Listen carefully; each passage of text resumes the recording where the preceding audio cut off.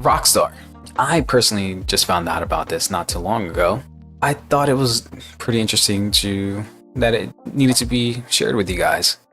It's a little bit of a gaming history that might make you wish you had a DeLorean, to visit an alternate timeline. A timeline that canceled or a timeline that still has Grand Theft Auto Tokyo.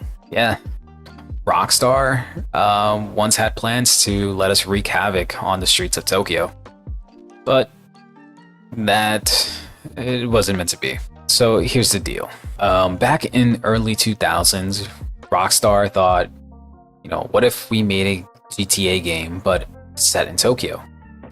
I mean, who wouldn't want to be running around Tokyo acting like a Yakuza boss and just fucking shit up, With the city's bright neon lights, crazy fast-paced lifestyle, and just having that anime protagonist energy, it's the perfect setting. Imagine cruising down Shibuya Crossing with your gang, blasting J-pop or J-rock, and just causing a shit ton of mayhem. It would have been like GTA meets Lost in Translation, but with more explosion and fewer awkward karaoke scenes. So there's a couple of reasons why it just didn't go through. One of them being the road systems in Tokyo. Let's just say they're more twisted than a pretzel.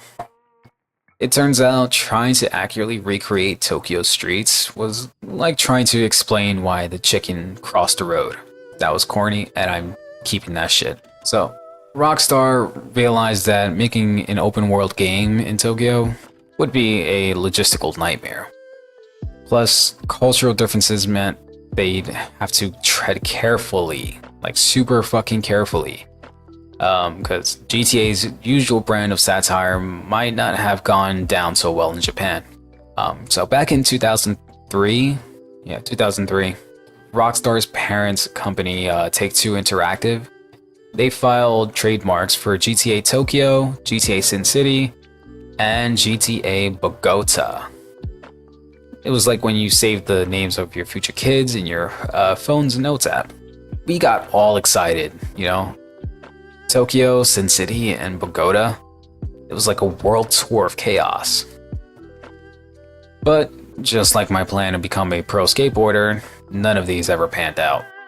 They filed those trademarks as a sort of just-in-case move, but they never actually pulled the trigger on them. So, if GTA Tokyo had been made, it would have marked a major shift in the series. So, Rockstar was gonna go global.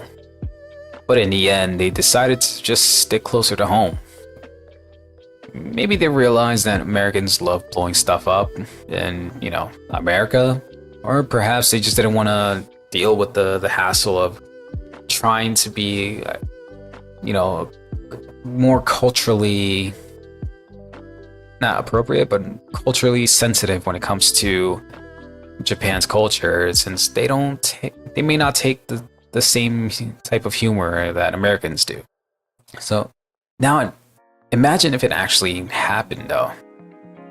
Tokyo's iconic landmarks like the Tokyo Tower, Akihabara's Electric Town, and the infamous, the Kabukicho. I'm probably butchering these names so fucking hard. But the Kabukicho red light district. Those could have all been part of your playground.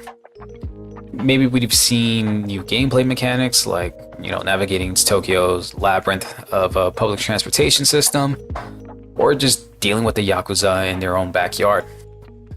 Imagine if Tommy Vercetti just went from Vice City over to Tokyo, or CJ, for that matter, leaving Los Santos and heading to Tokyo. I forgot the dude's name from GTA 3 because although he looks similar to, what's his name, Tommy Vercetti. Apparently it was not Tommy Vercetti. It was a different person. GTA Tokyo is just one of the many ideas that Rockstar toyed with, but never really developed. But they're not alone in this, tragic saga of what could have been. Back in 2014, Platinum Games, the same studio that gave us Bayonetta and Nier Automata, they announced Scalebound. It was supposed to be their big foray into the action RPG space, and it featured a young hero with a dragon companion. Picture God of War meets How to Train Your Dragon.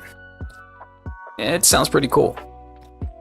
The trailers looked promising and the hype was real, but despite the excitement, Scalebound was never made it past the concept stage. Some say it was due to shifting priorities after Square Enix acquired Platinum Games, while others blame the notoriously tight deadlines.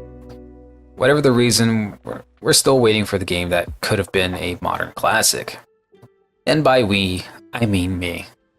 I was so excited for Scalebound. It was a game that I was hyped for. I was talking to all my friends about it, and to this day, I still talk to my friends about it. I will bring it up in conversation randomly. Matter of fact, I will be texting my friends here in just a minute, saying how much I wanted Scalebound. Wink, wink, hacky sack. There was also Deep Down, that was made by Capcom. It was announced back in 2014. And this was an action RPG that had us all dreaming of dungeon crawling with a dark fantasy twist. Think Diablo, but with Capcom's signature flair. You know, sword-wielding heroes battling grotesque monsters in a procedurally generated levels. Early previews showed some of solid mechanics and engaging visuals. However, despite generating buzz, Deep Down was quietly cancelled around 2017. You know, speculations range from internal shifts at Capcom to the project just not meeting the high standards set by the company. Fans were left wondering if we ever see those dark dungeons come to life again. Also, let's not forget Star Wars 1313. While it's not a GTA title, Star Wars 1313 still deserves a shout out. It was developed by LucasArts, and it was supposed to focus on a bounty hunter, Boba Fett, exploring the seedy underbelly of Cloud City.